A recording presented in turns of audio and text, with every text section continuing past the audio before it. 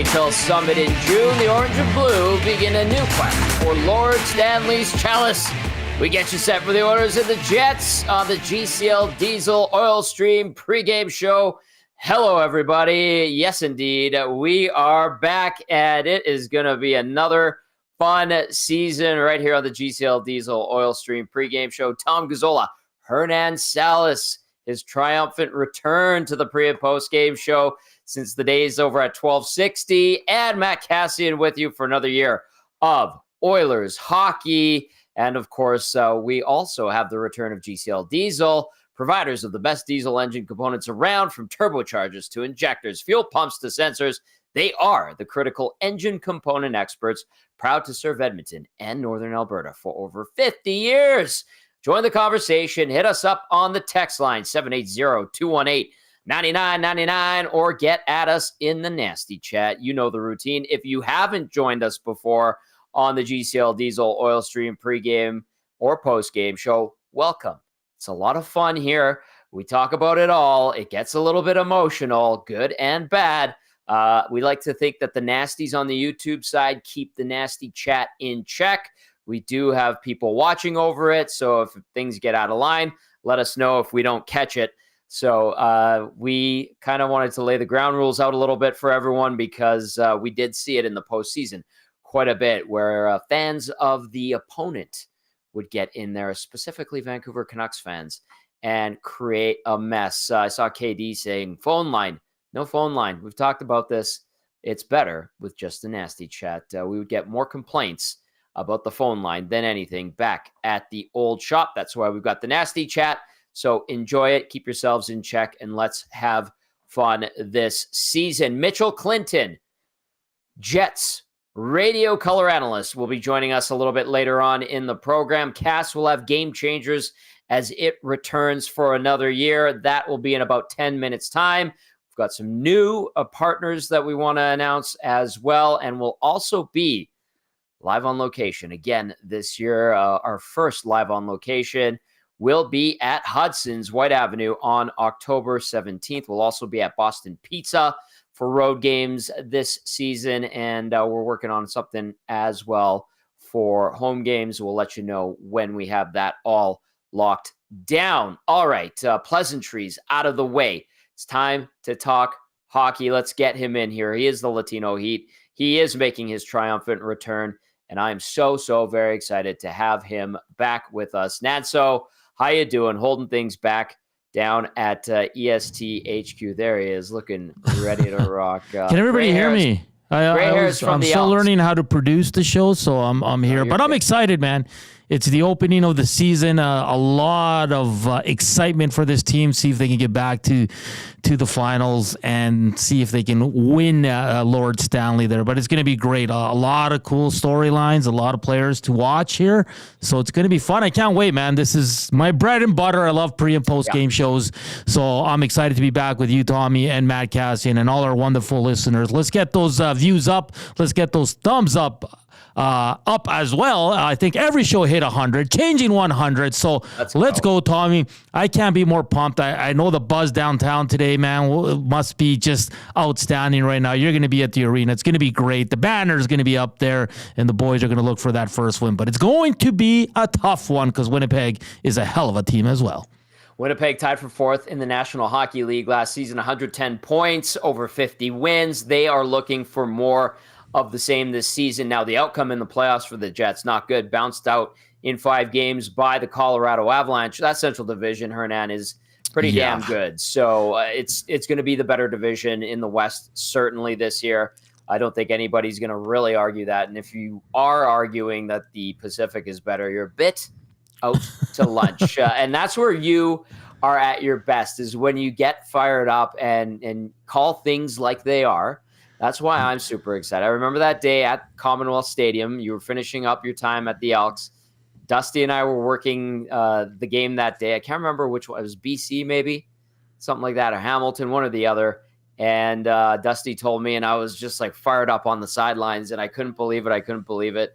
And your former colleagues at the Elks were like, man, you know how much it hurts to take Hernan away from us? And at first I was going to be like, no. But I thought about it. I was like, what are you talking about? I'm the last person you should be asking that because you did it to us. You did it to us at the old shop. So it's great to have you back. And I know you're excited for another year of Oilers hockey. And we're going to fire up the Latino. You know what I love too? Is that people are ready for the rants this year. And you've gotten a few going already, talking football. Trey Ford earlier this week. Yeah. So it's going to be a little picante, right? Yeah, I mean, I hope not, because that means the Oilers are struggling. So, I mean, I want the team to start well. We can't have another start like they did last year. I mean, even though it was great for your show, Tom, you had to tune in every post-game show when the Oilers were struggling out of the gate there, and it was just wild. Like I told you, the nasty chat, I can't imagine the inbox, and it was probably impossible to keep track of. So hoping the Oilers can get off to a good start here. Now, there is going to be those little downswings throughout the season, and you might see some spiciness, but like I said, for the sake of Oiler fans, let's hope the Latino Heat doesn't make too many appearances, because then that's not a good thing. It means the team is struggling. So let's start tonight. Again, Tommy, I think tonight, no matter what happens, it's going to be great. And I just got to say this, it's great to be back with you, Tommy. It feels like I never left. So I'm truly excited for this. 2.5 years, buddy. 2.5 years since our last show. And this is a fantastic situation. Was it a win? Do you remember? I can't remember if it was when I was sad. I was sad panda that night. That was a sad panda. I'll tell you a lot of people liking your look right now in the nasty chat. Thank you. Well, it's game one. It's going to be a big night down in Ice District, and we want to bring it. I want to bring it every night that I possibly can. Maybe a little more casual when we're on location this year, Nat. So I know you plan on hopefully getting out to a few of those, because the people want to press the flesh with the Heat in person, and they had a great time doing that at the the Estes. The Estes. Nasty Bash. You weren't there for the Nasty Bash. No. Were you? No. But we're going to have a lot of fun when the team is on the road and we are live on location. Okay.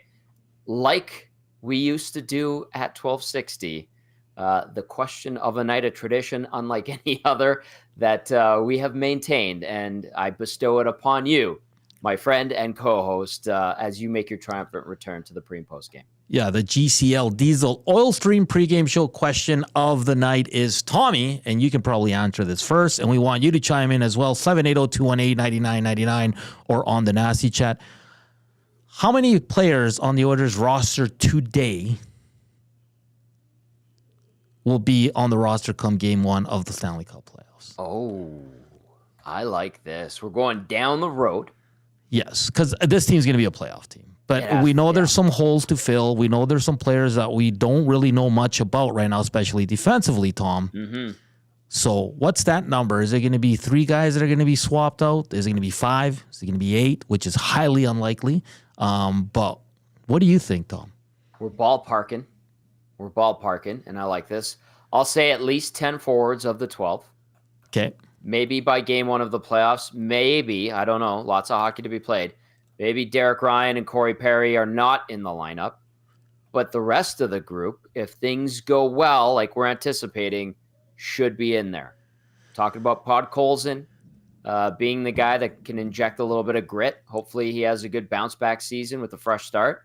Mm-hmm. But the rest of the group, Hernan is pretty solid up front. And then on defense, this is where it gets interesting because, what is Ty Emberson? How does Travis Dermott, amalgamate with the group? Does Troy Stetcher put together a nice run? I don't know. I think we see at least one more new D-man. So I will go with 3 different players come the start of the postseason. What say you? I'm going to go 4. I think it's going to be 2 new defensemen, and I think one's going to come real early. And I'm going to go 2 forwards. And now that doesn't mean it has to be a guy that's getting acquired. It's a guy from the minors that I think is going to be a mainstay come game one of the playoffs. So I'm going to say 4, 2 up front, 2 in the back end. And I think 1 on defense comes before the end of the year, which not the hockey year, but this year. Definitely see that happening. I think they'll try to the other thing too is, we're forgetting about Evander Kane. Right? He can be an option too. He will be a great addition if he's fired up and healthy and ready to go. So I think I know what you mean by the guys helping from the minors that might be ready come later this season. I like that proposition. That means that you're doing a good job in your minor league system and with your development crew, getting guys ready to take the next step. And we know the cupboards aren't necessarily full when it comes to the prospect pool for this team. But if you are having guys step up and make it and become full-time NHLers, that is a good situation. And we're going to get to a guy in lineups right away here that has returned to the organization after a brief stint in Sin City. Before we do that, I'll just have you throw out the question of the night one more time so people can get another crack at it. Yeah, how many players on this roster starting today will be there come Game 1 of the Stanley Cup playoffs when the Oilers will be hosting? That's my prediction. They will be hosting a home game in Game 1. Is it 3? Is it 4? Is it 5? I think anything above that, it's a little unrealistic. That means the Oilers are struggling mightily. So what's your number? A lot coming in on the Nasty Chat. I'm seeing a lot of 3s. I think a lot of people agree with you, Tom, which makes sense. And you said, did you say 2 forwards, 1 D? 2 forwards, 1 D. Yeah. Okay. Interesting. It could be your 4. It could be 2 forwards, 2 D. It could be 3 forwards, 1 D. Not out of the realm of possibilities. We've seen surprise additions to the roster, and you're like, oh, that was actually pretty good. And I think of Sam Carrick last year, Nanso, where he wasn't an everyday guy, but it was like, yeah, well, he kind of endeared himself to the fan base, and we didn't really see that guy coming in and contributing, and he did. And so that could happen again. There's always those sneaky pickups that do occur during a season, especially down at the trade deadline. All right. So that is your question of the night. Fire those our way. Your responses at 780-218-9999. And then, of course, get into the Nasty Chat. If you're watching, like Hernan said, get that thumbs up button going. We appreciate it so very, very much. Let's take a look at lineups and the injury report for the Oilers tonight. This is what we're expecting from them. McDavid between Nugent-Hopkins and Hyman. Leon Draisaitl with his 2 new line mates, Jeff Skinner and Victor Arvidsson. Adam Henrique, trade deadline pickup last year, with Matthias Janmark and Connor Brown. And then you've got Derek Ryan with Vasily Podkolzin and Corey Perry. On defense, Ekholm with Bouchard. Nurse with Ty Emberson making his Oilers debut. Brett Kulak with Travis Dermott, who was signed yesterday and is also making his Oilers debut. Troy Stetcher out. He is your 7th defenseman. And then Raphael Lavoie, claimed by the Oilers from the Vegas Golden Knights after they claimed him from the Oilers a couple days ago. There is a caveat with Lavoie being reclaimed by Edmonton per Puckpedia. I am reading this verbatim. It sounds like another team put a claim in for Lavoie while the Oilers won the claim. This means that he cannot be sent down without going back on waivers and clearing. As a result, he's on Edmonton's roster, and they have $287,000 projected cap space. So that's a bit of a dagger there when it comes to Raphael Lavoie being reclaimed by the Oilers. They have to keep him up. Otherwise, he has to go through waivers, and we saw him get scooped up. And now we find out that another team has put in a claim for Lavoie, but he is an Oiler once again. All right, that was the Oilers lineup, and that was a little bit of news and notes in regard to tonight's lineup and Raphael Lavoie's situation as he makes his triumphant return to orange and blue. As for the Winnipeg Jets tonight, Mark Scheifele centering Kyle Connor and Gabriel Velarde. Then you've got Vladislav Nemesnikov in that second line center position with Cole Perfetti and Nikolai Ehlers. Adam Lowry centering Nino Niederreiter and Mason Appleton, and then Rasmus Kupari with Morgan Barron and Alex Iafallo on his flanks.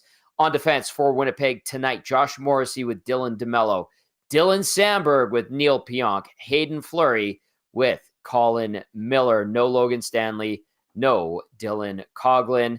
That brings us to starting goalies for the Edmonton Oilers. 25-year-old Stu Skinner, 36, 16, and 5 last season with a .262 GAA, .905 save percentage, 2 shutouts in 59 appearances.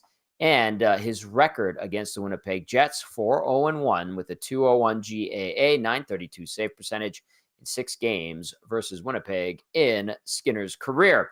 At the other end of the rink, it is the Vezina caliber goaltender Connor Hellebuyck, one of the best in the game. 31-year-old was 37, 19, and 4 with a .239 GAA, .921 save percentage, 5 shutouts in 60 games last season. Hellebuyck versus Edmonton 13, 13, and 3 with a 316 GAA, 904 save percentage, 2 shutouts in 29 games against Edmonton in his career. If you have any thoughts on the lineups, let us know. We want to hear from you. Matty Kassian will be joining us shortly, our game analyst. But before Cass gets us with game changers, we have the Advantage Sports Medicine injury report. And at Advantage Sport Medicine and Physiotherapy, we treat you like the pros. Our multidisciplinary team includes sports medicine physicians, along with highly skilled physiotherapists, strength and conditioning coaches, and massage therapists. Whether you're recovering from an injury or looking to enhance your performance, we treat you like a pro using the same locker room approach, trusted by the best in the game. We begin with Edmonton and Evander Kane, LTIR. He is recovering from abdominal surgery. I know I saw some sites with their injury reports had him listed as hip. Talked to the Oilers PR team today, and they're like, no, he's probably dealt with a hip injury in the last little while, but it's more appropriate to call it abdominal surgery recovery at this point. Now, as for the Winnipeg Jets, David Gustafsson, day-to-day, undisclosed. Jared Anderson-Dolan, IR, undisclosed. And then Ville Heinola, IR, ankle infection. Logan Stanley is also on the shelf due to injury. That is your Advantage Sports Medicine injury report. All right, 780-218-9999. Text us. Love this. Donnie M getting back in here. This one says, hey boys, looking good, sounding awesome, watching on YouTube. 4 out, 4 in, including Kane, which will be like a nuclear injection right at the playoffs. Love the show. Your pal, Rowdy Roddy. Oh, Rowdy Roddy with a new number. Very nice to have him back. Rowdy Roddy makes his triumphant return as well. And making his debut this season is our game analyst, Matt Kassian, from his home studios. Joining us now as we get set for Game Changers. Mr. Kassian, how are you, sir?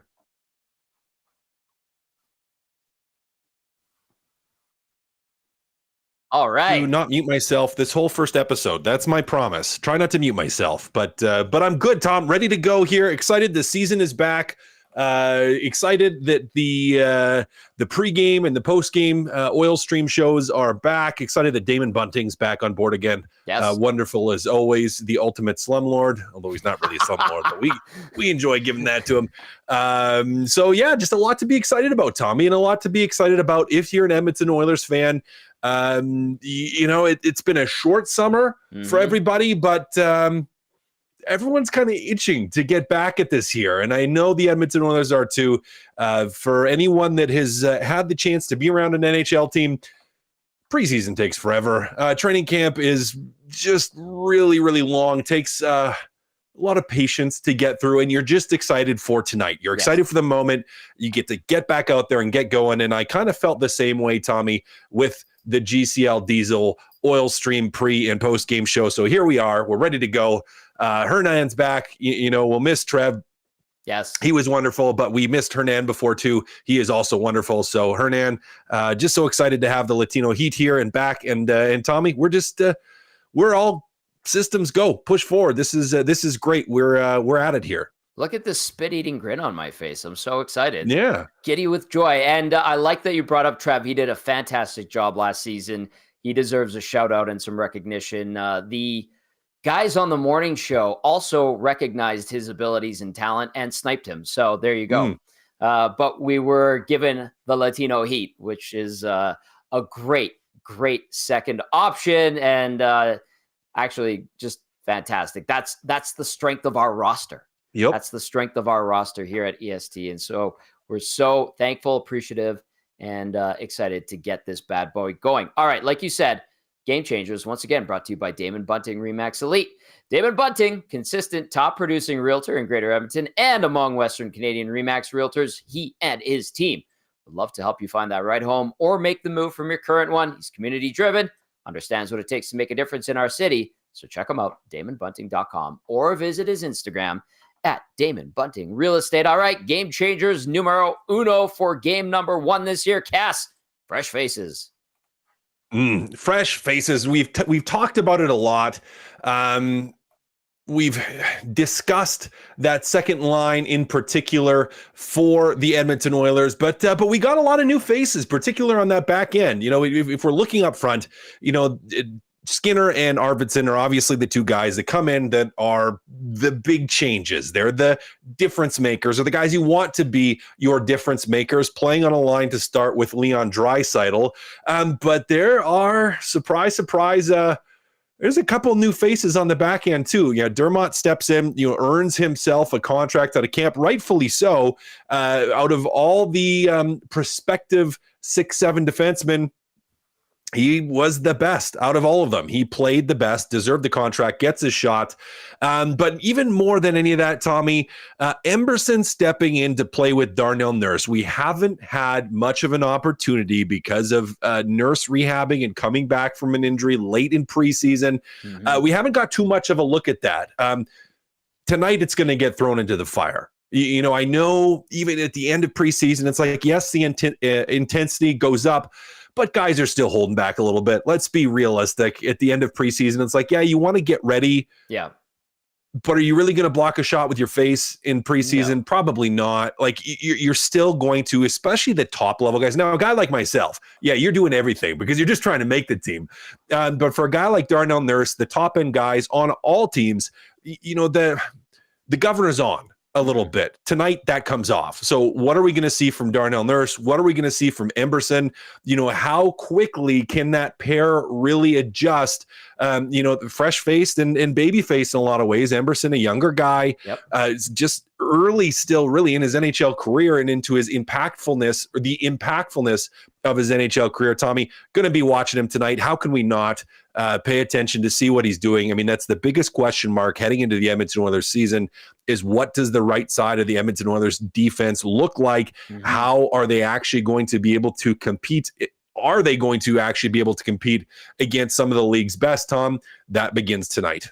Cass, I love the way you set that up and how you approach the Emberson thing, because it kind of brings up an idea in my mind, and I haven't had the chance to ask you about this. Okay, we've watched Emberson a little bit. We haven't really seen much of him with Darnell Nurse, like you said.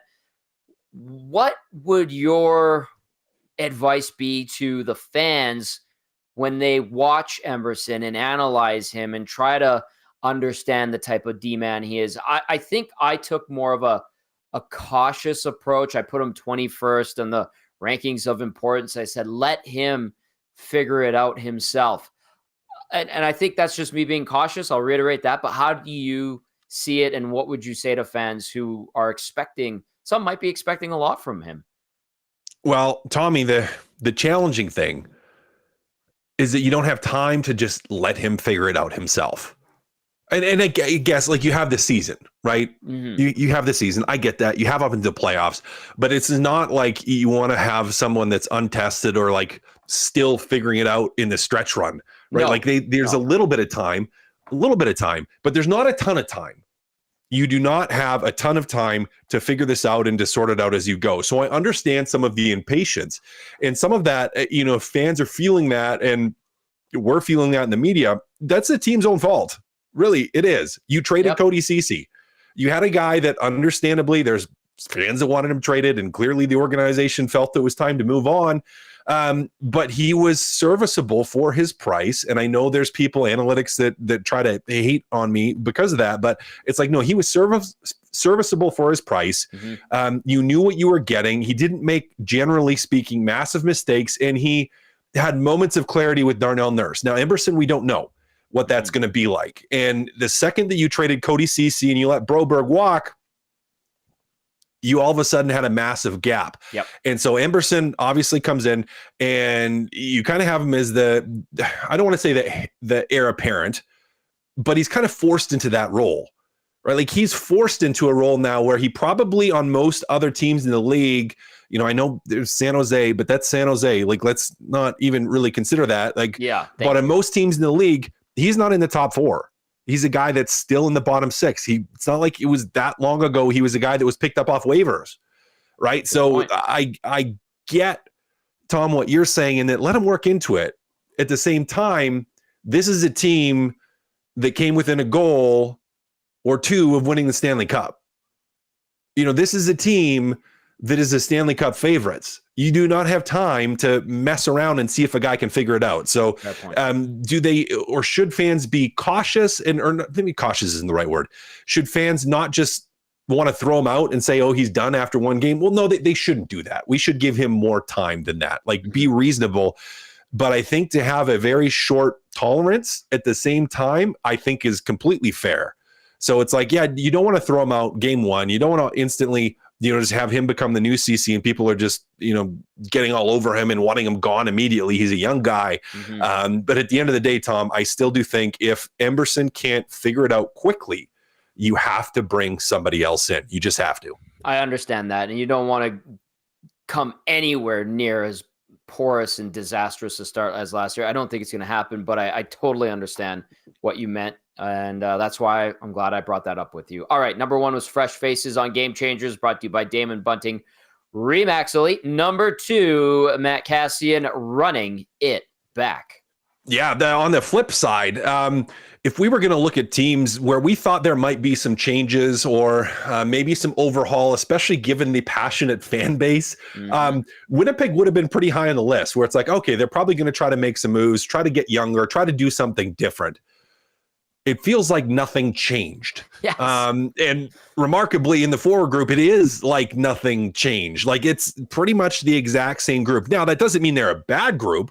There are some very good players there, and it's a group that can be dangerous. If Kyle Connor and Mark Scheifele are playing, they are dangerous players. Maybe they're banking on some of their young players like Cole Perfetti to just really continue to blossom and bring them a little bit more offense. But this is just kind of the same Winnipeg team, and it feels like they're stuck a little bit in that, I don't want to say no man's land, but it's like they're a team. It kind of feels like they're the Toronto Maple Leafs in some ways, Tom, doesn't it? Where it's like they have, well, bear with me. I think I know where you're going with this. So yeah, interesting. Continue, please. Yeah, where they're different talent. They don't have Austin Matthews, Mitch Marner. They don't, they don't have the core four quite the same as Toronto does. But what I mean by that is in the West, a team that is like they're a good team, but they just haven't found a way to get it done in playoffs, and they're at the tail end of what they're able to do. And it's just like, how do you change this group enough to get where you need to go? And I don't know if they were able to do that. And I don't know how you do that with this group, where it feels like they're stuck in there. They're going to be a playoff team, most likely. They're going to be a good team, most likely, but they're not going to be great. They're not going to win a Stanley Cup. And it feels like they're just kind of stale. Maybe that would be a good way to put it. The Winnipeg Jets feels stale, and you're anchored by Connor Hellebuck. And, if he goes or he doesn't play well, you're in one. But Tommy, this is just, I was just surprised at the Winnipeg Jets in their offseason, where they just weren't able to manufacture much, didn't really try to get younger, didn't really try to get better. So it's just an interesting look for a team that, again, is going to be a good team. Absolutely. I just don't think they're going to be a great team. Scheifele and Hellebuck, both 31 years of age, inked new deals and extensions last offseason. And yeah, you're right, Cass. Like, that window is closing quicker than other markets for sure. So we'll see how things go for the Jets. All right, that was number two of Game Changers, Running It Back. It is Game Changers, brought to you by Damon Bunting Remax Elite. Number one was Fresh Faces. Two was Running It Back. Three, Cass, six at home. Yeah, you got 6 games here out of the next 8 that are at home, starting with a 4-game homestand, tonight, obviously, against Winnipeg, then Chicago, Calgary, Philly, and really you're looking up after the Winnipeg Jets, those next 3 games, Chicago, Calgary, Philly, probably not playoff teams. Nashville, I think, will be a playoff team. The big tests are going to be, the 19th against Dallas and the 22nd against Carolina. 2 huge games against very good playoff teams. The Dallas Stars would be my number one pick to be a challenge to Edmonton or maybe finish on top of Edmonton in the West. They are a fantastic team. But you have a tremendous opportunity here to throw out those ghosts from last season. And we've heard players in the room talk about it. Connor McDavid's talked about it. We've talked about it. Fans are talking about it. Everybody's talking about the Edmonton Oilers and their focus on, we got to have a good start this year. We got to have a good start this year. Well, now's your opportunity, Tom. Tonight is your chance to make good, to have it not just be lip service. And I know it's one game and there is always a lot of emotion. You have to control that emotion. You still want to play under control, not reckless and foolish. And not nervous. You want to be excited and passionate, but in control still. But you got to find a way to hit that stride early. Now, we saw Edmonton struggle last year at the start of the season, horribly. We can't have that this year. No. It is not a recipe for success. We want to see the team playing at that level that they were at when Knobloch came in as a coach. We want to see them just kind of continue that. Now, maybe they've learned lessons. They gave guys a little bit more leeway to not just get right back to Edmonton and start captain skate too early. And I wonder if just the stress of the pressure early on in the season is what led them to that. And there probably are lots of other factors as well. But, Tom, there still is a ton of pressure on this team. And you have to come in tonight and just find a way to move on from last year's struggle at the start of the season to start strong, because you have a tremendous opportunity really through the first 10 games. Yeah. Again, when we look at this, and I don't know if you've talked, Hernan, I know you and Gage were doing your predictions. But Tommy, I don't know if you have looked or actually said, okay, what do we expect the Oilers record to be when we leave the month of October? But it's like, when you look at the first 10 games, it would be reasonable to expect them to be at 7-3. Very reasonable. I'm with you on that. If not 8-2.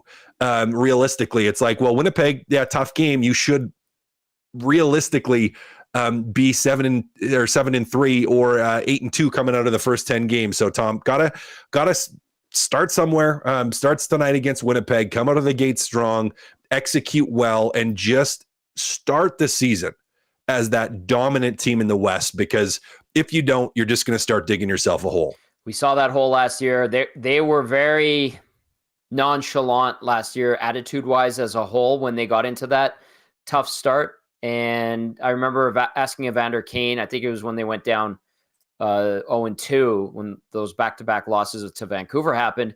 And he's like, oh, yeah, the world is, crumbling, the sky's falling, and this and that.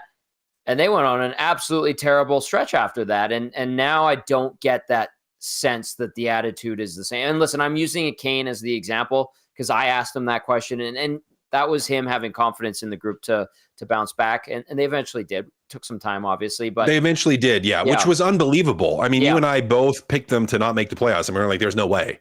Like, last place in the league, crossing American Thanksgiving, there's no way. And then they pulled together one of the best winning streaks of all time, which, how can you predict that that's going to happen? Right. And find a way, which was fantastic. And then just kind of continue that on through the playoffs, where obviously we know what happened in the heartbreak in the Stanley Cup final. But Tom, I expect that there will be, let's call it the Connor McDavid outburst that we saw.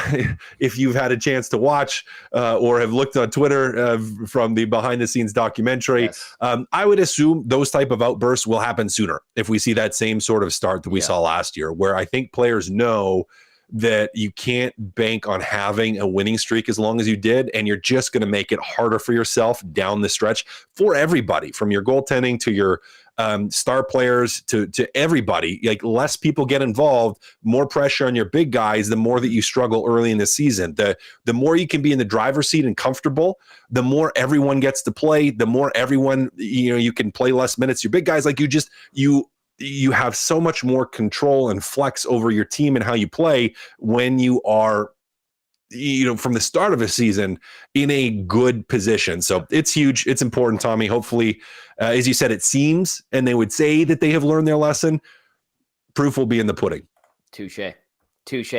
That is Game Changers, Fresh Faces, running it back, 6 at home. Brought to you by Damon Bunting, Remax Elite. Let's get the Latino Heat in here if we could. Nanso, if you're there, oh, yes, the boys are back in town. Reunited. It feels so good. Here we go. If you want to throw out the question of the night and get Cass's thoughts on that, I think that would be tremendous, my good friend. Cass, from the roster that's starting today, how many players, how many new guys, or any way you want to word it, how many of the roster right now will be there game one, round one of the playoffs? 3, 4, 5. I think pushing it is 6. Yeah, how many new players, Cass? How many new players? Yeah. I gotta go 2. Go 2. I think 2. I think 2. I was borderline saying 3, but I'm gonna go 2. I think you have to. And this is nothing against Emberson, nothing against Dermott, who again stepped in and had a really good preseason. Mm-hmm.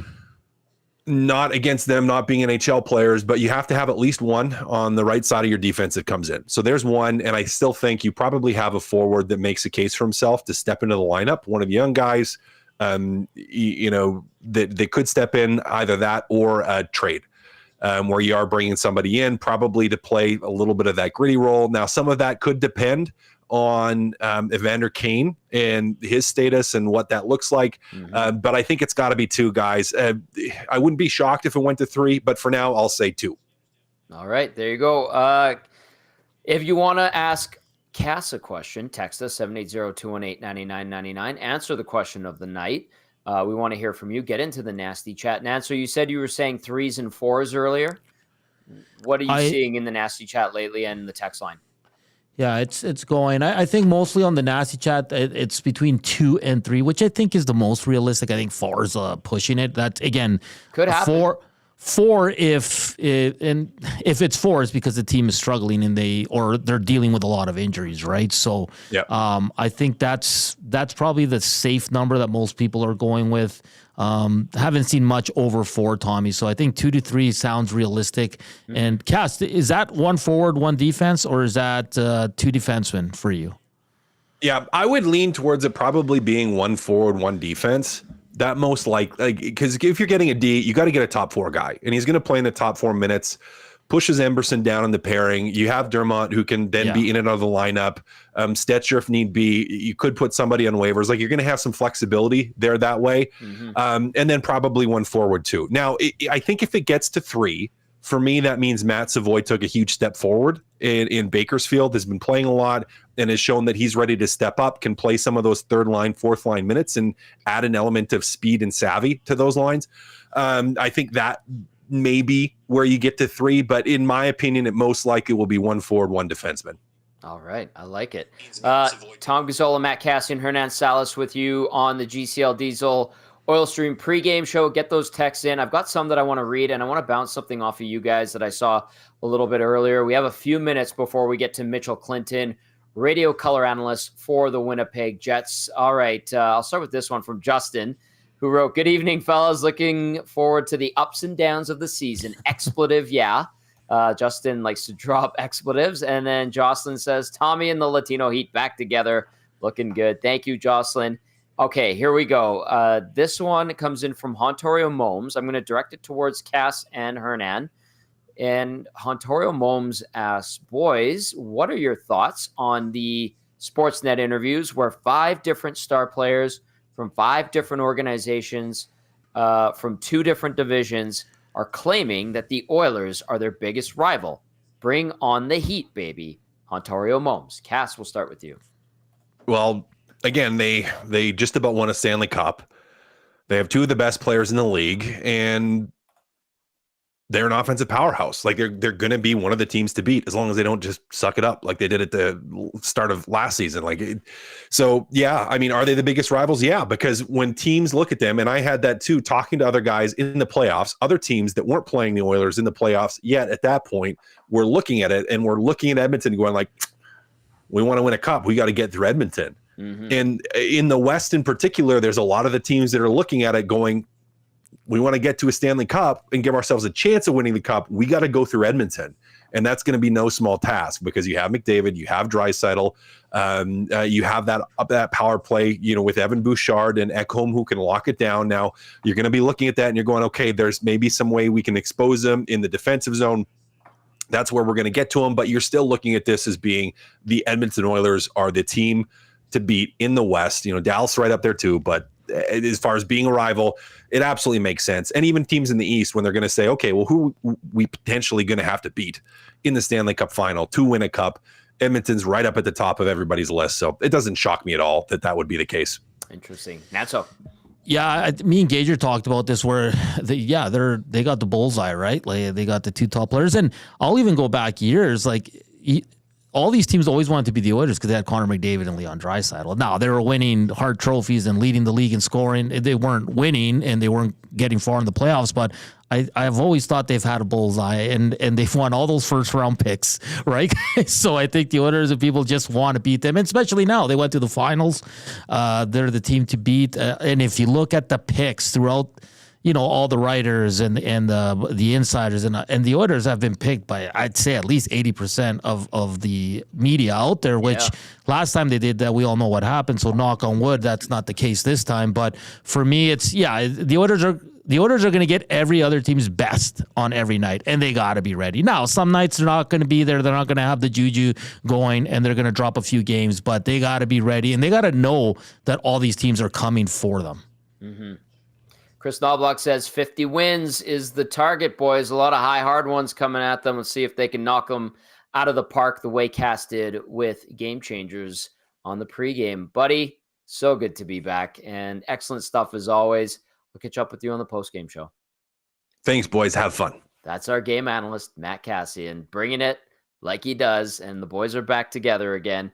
Fantastic stuff. We're going to get to Mitchell Clinton, radio color analyst for the Winnipeg Jets, in a moment here. And before we do that, we're going to go around the NHL and get you up to speed on what's going on a slightly a light traffic night in the National Hockey League. We've got one game in the books. Montreal shuts out Toronto 1-0 at Bell Center. Sam Montembeault with a good night for the Habs. You got the Rangers pasting the Penguins 4-0 with 12 minutes left in the third. That game in Pitt, and then you've got Edmonton welcoming in Winnipeg. You've got the Flames in Vancouver tonight, as well as the Golden Knights welcoming in the Colorado Avalanche. All three of these games starting at 8 p.m. Yeah, brilliant timing-wise from the National Hockey League. But 5 games on the schedule. And then in the world of baseball, I've been watching the Yankees game. Let's get you up to speed there. Right now, you've got the Yankees up 3-2 over Kansas City, and then the Dodgers up 3-0 on San Diego. Yes, I said San Diego on purpose. Detroit with 3-0 win over Cleveland, and the Mets pulling off a 4-1 victory, eliminating the Phillies 4-1 there. All right. Let's get to a quick mention of portions of this hour, brought to you by Hudson's, Canada's Pub. You are invited tonight to watch the Oilers game for 49-cent wings because it's Wing Wednesday. Also, $6 house draft, now featuring the new Blueberry Blonde Ale. Book your reservation now at Hudson's, Canada's Pub, and we look forward to being on location there all season long for road games as well as other locations, BPs, and we'll announce another one soon. He's ready to go. Let's get to Mitchell Clinton.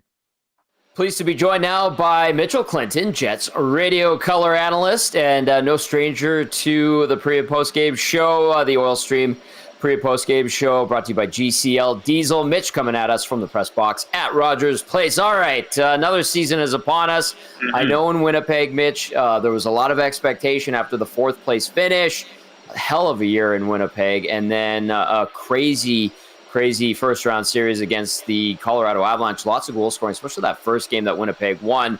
But we're going to get into all of that as we tend to do. But coming out of training camp, what are some of the key storylines that people need to know about here in Edmonton?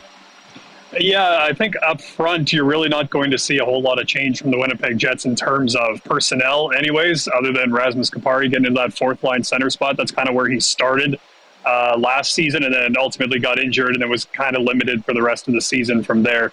But the big change is on the back end for Winnipeg. It's not necessarily that there was a big splashy free agent signing or anything like that. They did add some depth in Dylan Coghlan and Hayden Fleury. Hayden Fleury will get in the lineup tonight, but probably if you're looking for a promotion, that's going to be Dylan Sandberg. He's going to be playing in that 3-4 spot with Neil Pionk. A couple of Hermantown, Minnesota boys playing together on the blue line, and they get along really well. They train together, all that kind of stuff. So that's going to be probably the biggest change. And then, of course, you've got Connor Hellebuck back there as per usual with the Winnipeg Jets. So that was probably the biggest storyline. It's kind of what that defense was going to look like for Winnipeg with the departures of Brendan Dillon and Nate Schmidt. The thing that I'll be keeping an eye on when it comes to that defense as well, Brendan Dillon was definitely a presence back there, right? And, he could stop a forecheck or stop an offensive zone possession just by himself, just using his strength, right? So changed a little bit for the Winnipeg Jets here coming into this season, but that's probably the biggest storyline outside of, players like Brad Lambert and Nikita Chibrikov knocking on the door,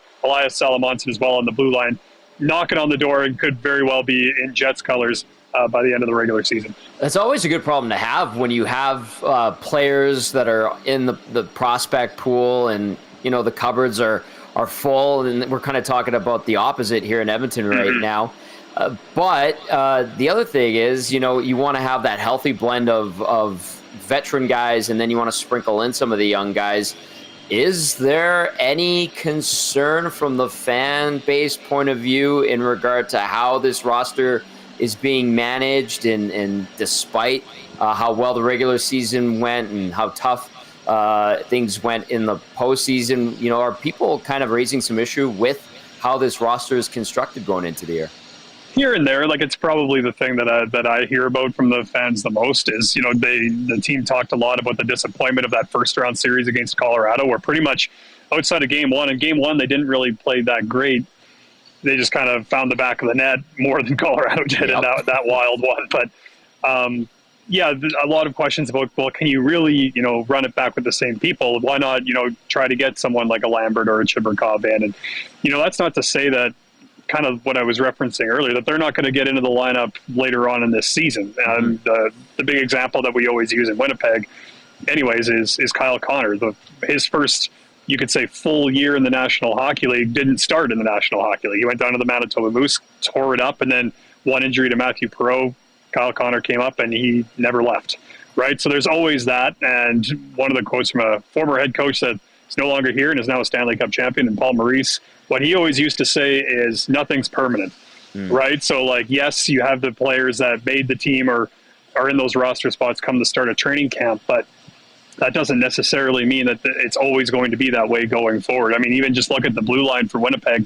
Billy Heinola and Logan Stanley are both out a few more weeks here with their own prospective lower body injuries, right? So that wasn't the plan going into training camp, and you had to kind of adjust to it, right? So that is probably one of the reasons that Hayden Fleury gets his opportunity to start the regular season here in the lineup. So, the other thing to keep in mind too is, and you were kind of talking about it off the top, Winnipeg won 52 games last year. They were fourth overall. And there's a reason for it. And, they had 11 of their 12 forwards in double digits in terms of goal scoring. I mean, a lot of really good things on the offensive side and also on the defensive side. Did things go a little sideways in the playoffs? Absolutely. But the thing about, no matter how you finished last year, you can't get yourself into the playoffs on the first day. You got to kind of build yourself back to that. And so I imagine, these are the guys that start the season with the Winnipeg Jets, and we'll go from there. Well said, radio color analyst for the Winnipeg Jets, Mitchell Clinton, joining us right now as we get set for game one of the regular season. It is funny how the roster looks so much different at the end of the year. That's something we saw here and have for the past couple of seasons, and I think Oilers fans have kind of adjusted to not wanting this team today to be able to win the Stanley Cup, or knowing that it's not going to be the one that goes to the final or goes into the postseason for that matter. You make additions to the roster. And one of the additions that I thought the Jets did a masterful job of bringing in was Gabe Vilardi. And in the small sample size he had last year, Mitch, you had a front row seat to it. It looked pretty good. What can Vilardi bring to the table this year if he's healthy, and how much could a healthy Gabe Vilardi put this team over the top? Oh, it'd be huge. I mean, he talks about it as well. He's playing his 200th career game tonight, and said that one kind of snuck up on him. But, I mean, you look at the role that he plays on the power play, and now Winnipeg's power play is going to be a little bit different this season than what it was in previous years. It's a whole lot more motion, which is something that Edmonton Oilers fans are used to seeing from Edmonton's power play that's been so dominant the last few years especially. So there's going to be a lot more motion. So maybe you won't see Gabriel Vilardi necessarily posted up, whether that's net front or kind of along the goal line there, maybe as much as in previous years. But he's got some incredible hands in tight, and he works on it a ton in practice. And when Winnipeg's able to get that puck down low to him in that spot, he makes a lot of goaltenders miss. And it's one of the more impressive things that I've seen him work on. It just seems his hands get faster and faster. Big body guy that can get in and win some puck battles for you in the offensive zone as well. So that only bodes well when you're playing with Mark Scheifele and Kyle Connor, because if you get the puck in their hands, a lot of good things can happen if you're a Winnipeg Jets fan. So I think for Gabriel Vilardi, the main thing, obviously, number one is health. And the big thing he wanted to improve on this year is scoring a little bit more from distance. I talked about the hands in tight. He said most of his goals probably averaged about 2 feet from the net. And so he wants to kind of get that out a little bit further, so he's a little bit more of a threat from all over the offensive zone. Hell of a player, that's for sure. All right, Scott Arniel takes over for Rick Bowness behind the bench. What is the expectation for Arniel and this team this season, Mitch? The big word is compete. That's the one that was used throughout training camp, and that's the one thing that he kind of said in that series with Colorado. It's not that Winnipeg wasn't competing, but it's almost like they tried to reach that level that they needed to get to when they got to that series. And he said, you got to bring it right now.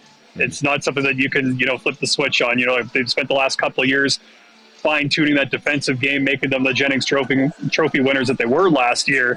But that's a process. You have to be as committed to that in game one of the regular season as you are, game 82 and beyond, right? So it competes the exact same way. That's how Scott Arniel sees it. So a lot of battle drills in training camp, and then also the focus is on special teams. Winnipeg, you consider the power play units that they have with Kyle Connor and Josh Morrissey, Mark Scheifele, Gabe Vilardi, who we talked about, and Nikolai Ehlers is on that top unit to start the season as well.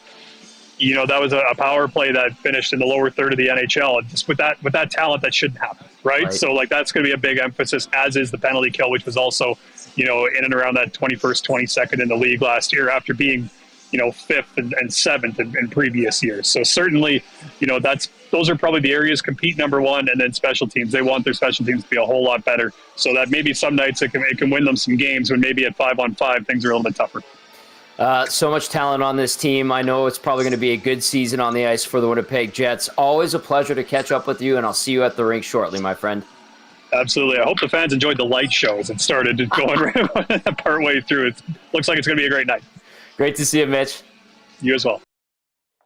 All right. Big thank you to Mitchell Clinton for dropping by from the press box at Rogers Place. Nat, so we've got a couple minutes to wrap up as the Oilers get set to start their 24-25 season. Some thoughts from you? Anything you see in the nasty chatter in the inbox you want to get to?